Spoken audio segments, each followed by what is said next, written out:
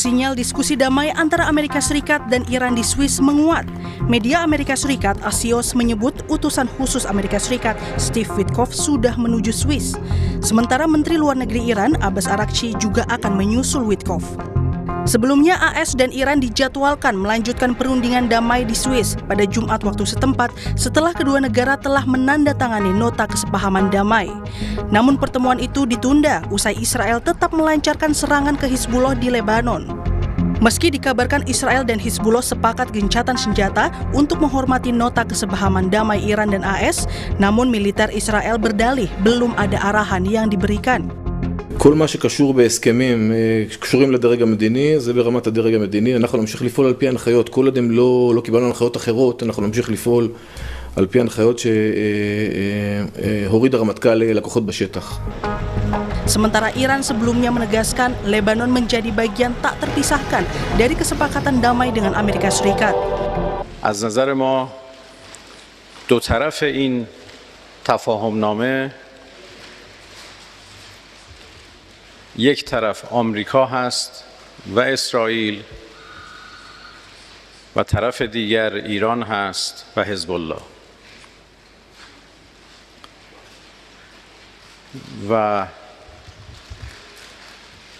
خاتمه جنگ در لبنان بخش جدایی ناپذیر از خاتمه کامل جنگ هست و خاتمه جنگ مشمول خاتمه اشغال هم می شود بدون عقب نشینی نیروهای اسرائیلی از سرزمین‌هایی که در این جنگ اشغال کرده خاتمه جنگ کامل نشده. Perihal kesepakatan damainya dengan Iran, Presiden Amerika Serikat Donald Trump yakin dalam 60 hari sejak ditandatanganinya nota kesepakatan dengan Iran akan tercapai. Jika tidak terwujud, Trump mengancam akan kembali serang Iran. And now we have an agreement that was signed last night. And it's 60 days. They have to make a deal. Otherwise, we will do things that won't make them happy. But I don't think it's going to get to that. I think it's going to be very good. Remember, if we do that, then all of a sudden you're not going to have the oil flowing out of the strait too quickly because people that own billion-dollar ships don't love missiles flying over them, don't love mines all over the water. Meski nota kesepahaman antara Iran dan AS sudah ditandatangani, namun perwujudan perdamaian yang sesungguhnya masih menjadi ujian dalam 60 hari ke depan. Membahas soal sikap AS dan Iran terhadap komitmen kesepakatan perdamaian, kita sudah bersama dengan Kepala Center for Intermestic and Diplomatic Engagement, Anton Aliabbas. Selamat malam, Mas Anton. Malam, Mas Ibrahim. Ya, kemarin kan kita dengar kabarnya penandatanganan kesepakatan ditunda. Tapi hari ini kita dapat informasi utusan AS dan juga Iran berangkat ke Swiss. Apakah ini sinyal damai menguat atau ada apa sebetulnya? Pertama, kalau yang nota untuk kita membahas 60 hari ke depan kan sudah ditandatangani oleh Presiden Iran dan juga Presiden Amerika Serikat ya, saat G7 itu kan sudah ditandatangani.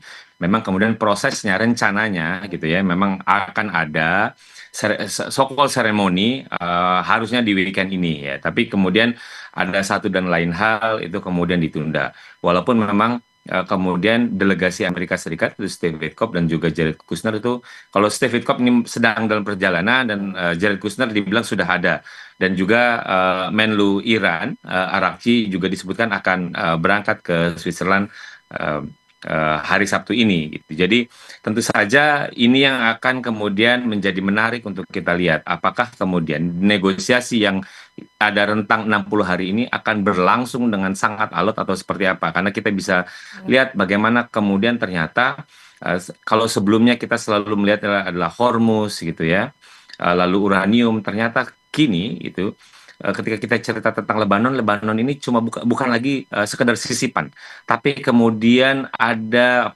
leverage baru yang digunakan oleh Iran sehingga kemudian Iran mengunci bagaimana kemudian ketika kita cerita tentang implementasi gitu ya dari yang sebelumnya sudah ditandatangani 14 poin itu kemudian menjadi sebuah prasyarat gitu. Jadi ini yang kita bisa lihat bagaimana kemudian kemungkinan alotnya negosiasi yang akan berlangsung di Swiss ini, Mas Ibrahim. Tapi apakah Anda melihat karena ketika tadi bilang Lebanon salah satu kuncinya ini, apakah Anda melihat memang ada upaya yang ekstra dari Amerika Serikat untuk bisa meyakinkan Iran soal Israel terhadap Lebanon ini? Jelas ketika Amerika Serikat menggunakan menghindari penggunaan diksi batal, tapi ceritanya adalah menunda, itu adalah bagaimana kemudian Amerika mencoba untuk mengelola tekanan domestik, bahwa kemudian Amerika Serikat itu terlalu royal gitu ya kepada Iran, dan di sisi lain mereka juga ingin menyelamatkan muka Trump sebagai juru damai gitu, jadi pembawa damai gitu. Jadi saya melihatnya memang Amerika, dan terutama dalam hal ini adalah pemerintah Trump, itu mencoba ingin semakin menunjukkan itikat baik. Jadi ini mereka merasa ini adalah cara mereka untuk kemudian melunak dan mengambil hati Iran. Walaupun Iran kemudian tahu bahwa ini Israel dalam hal ini adalah terus mencoba untuk menggagalkan gitu, dan itulah kenapa kemudian Iran memaketkan, jadi semakin memaketkan cerita tentang Lebanon dalam perundingan untuk dalam konteks implementasi dari 14 poin ini. Ini yang memang bagi saya menjadi akan sangat pelik, apalagi misalnya saya mencatat gitu ya pada tanggal 18 lalu gitu, Presiden pemimpin tertinggi Iran Mojtaba Khamenei juga menyatakan sikap bahwa sebenarnya dia tidak terlalu banyak setuju dalam 14 poin ini, tapi dia kemudian memberi restu gitu. Jadi dia hanya berharap bahwa poin perjanjian itu harus tetap dikawal gitu, walaupun dia bilang bahwa dia masih ada yang kurang sreg dari poin ini. Ini kan menjadi menarik bahwa ternyata cerita tentang ambiguitas itu terjadi dari sisi Amerika Serikat dan dari sisi Iran juga. Mas Anton, tapi sebetulnya jika tadi kan Amerika Serikat tak mau bilang kalau perjanjian ini atau kesepakatan ini batal namun ditunda. Nah, kalau misalkan memang kesepakatan Iran dan juga AS yang saat ini dibangun runtuh misalkan, dampaknya bagi Amerika Serikat apa sih? Kok sampai effortnya begitu keras? Ya, jelas bagi Trump ini lagi banyak dapat tekanan gitu. Satu, bahwa dia mendapat citra gitu ya di mata publiknya, dia terlalu royal, itu satu.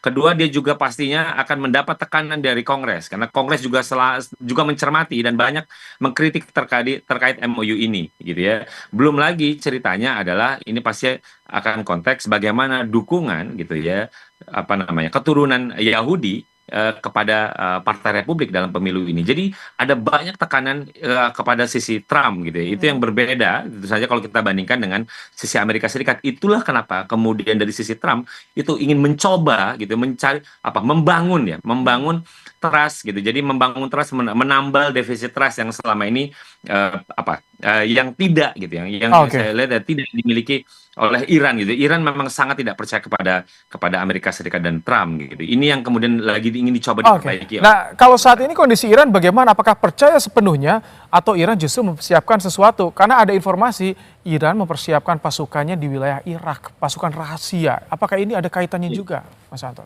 Bagi saya ketika Mojtaba menyatakan bahwa dia tidak setuju sepenuhnya, itu menunjukkan posisi bagaimana cerita defisit trust itu masih terjadi di Iran. Itu titik gitu. Jadi saya pikir itu adalah sebenarnya sinyal bagaimana sebenarnya posisi di Iran, mereka belum bisa menerima secara utuh, satu. Kedua, masih belum bisa mempercayai bahwa Amerika Serikat itu punya etikat baik akan memenuhi 14 poin itu.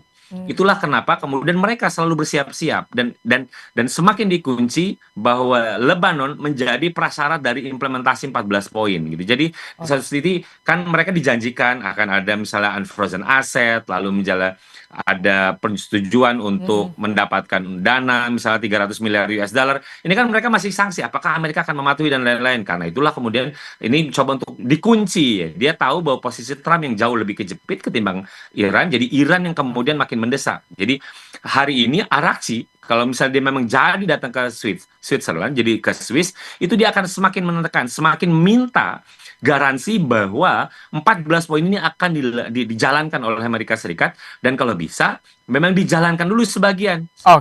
Sebagai itikat baik bahwa kedatangan mereka ke Swiss itu tidak cukup gitu. Jadi mereka membutuhkan hal yang lebih untuk meyakinkan diri gitu. Gitu, Mas Ibrahim. Baik, terima kasih untuk ulasannya Mas Anton Ali Abbas, pengamat militer dari Chile.